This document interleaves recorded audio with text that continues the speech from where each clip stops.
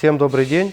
Наступает сезон отпусков, и все хотят поехать на своем автомобиле любимом куда-то в отпуск. Кто-то в горы, кто-то на море, ну неважно, кто-то по Европе.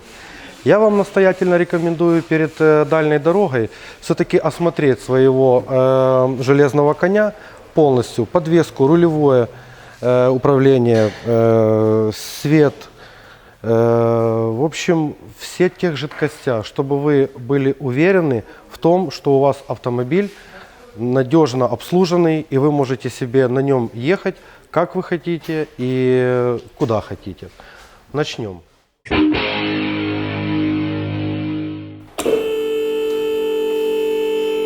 Сначала делаем визуальный осмотр амортизатора на его подтекание и на целостность пыльников. В этой машине амортизатор абсолютно сухенький, пыльничек на месте, витки пружины на месте. То есть по стойкам у нас все хорошо. Рулевое управление люфтов не имеет. Тормозные колодки у нас в полном порядке. Перейдем на следующую сторону.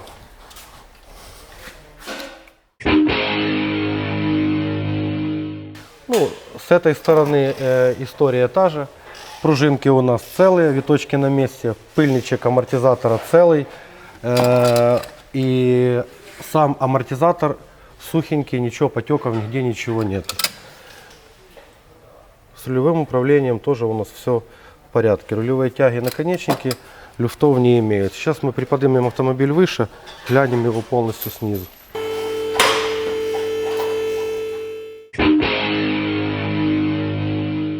Начинаем осмотр автомобиля снизу. Ну, здесь мы видим, что человек уже сделал предварительный небольшой ремонт по ходовой части. У него заменена шаровая опора, рулевой наконечник заменен. С этой стороны то же самое. Стойки стабилизатора, рулевые наконечники шаровые человек поменял. Состояние сайлентблоков у нас нормальное.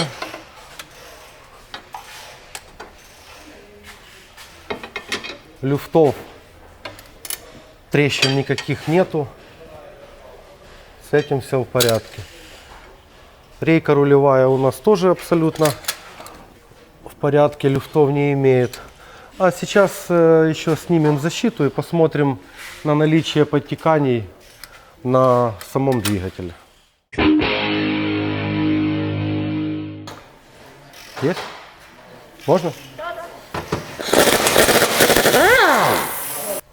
Ну вот, после того, как мы сняли защиту, мы можем наблюдать небольшие течи масла с двигателя.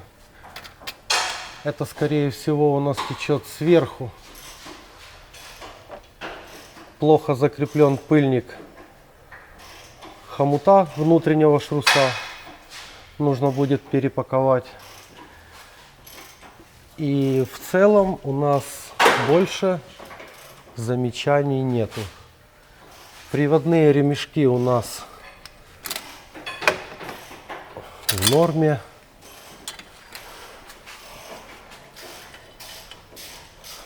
Все хорошо. Выхлопная система у нас тоже в норме. Значит, итак, мы имеем рулевое управление у нас в порядке. Передняя система тормозов у нас, колодки, диски, шланги у нас целое все. После того, как мы опустим машину, посмотрим, откуда у нас подтекание есть.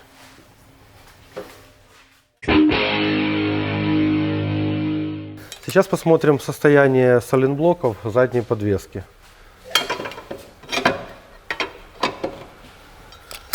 Так, тут тоже вопросов нету.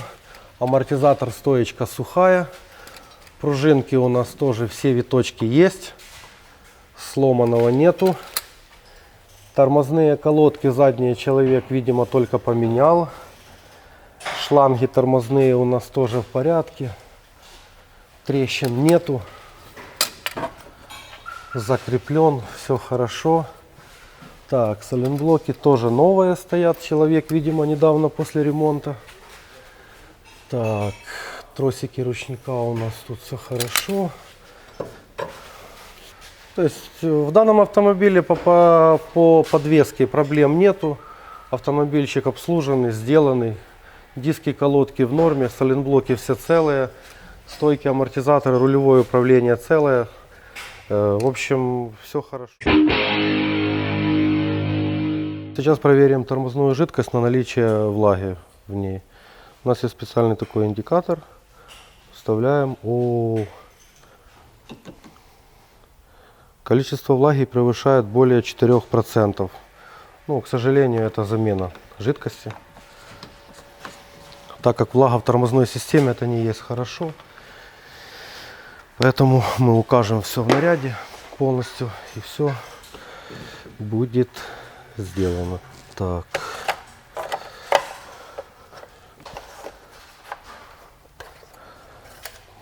Проверим уровень масла в двигателе.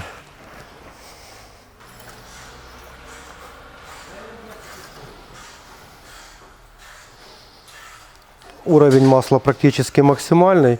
Ну, масло черное, это все-таки дизель.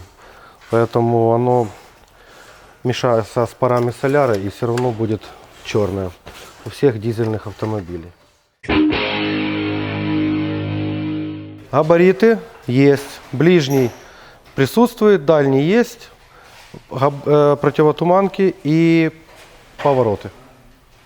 Все работает. Теперь нужно еще задний посмотреть. Габариты включаем. Подсветочка номера есть, все есть. Стопы. Есть. Задний ход. Есть. Задняя противотуманка. Есть. И аварийка. Все, на данном автомобиле все исправно. Закончили осмотр автомобиля. С данным автомобилем все в порядке. Полностью исправен. Поэтому человек может спокойно себе ехать в дальнюю дорогу, ни о чем не думая. Поэтому приезжайте к нам, Дарница 1 всегда с вами.